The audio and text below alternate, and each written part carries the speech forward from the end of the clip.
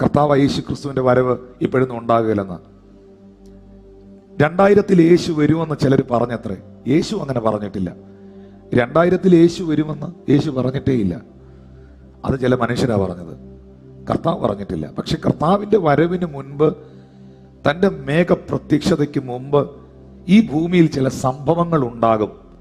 ആ സംഭവങ്ങൾ തൻ്റെ വരവിൻ്റെ ലക്ഷണങ്ങളാണ് എന്ന് യേശു പറഞ്ഞിട്ടുണ്ട്.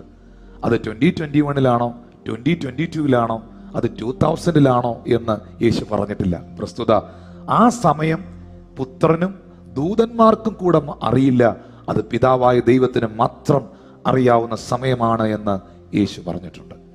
അങ്ങനെയാണെങ്കിൽ ചിലർ താമസം എന്ന് വിചാരിക്കുന്നത് പോലെ കർത്താവ് തൻ്റെ വരവിനെ നിവർത്തിക്കുവാൻ താമസിക്കുന്നില്ല.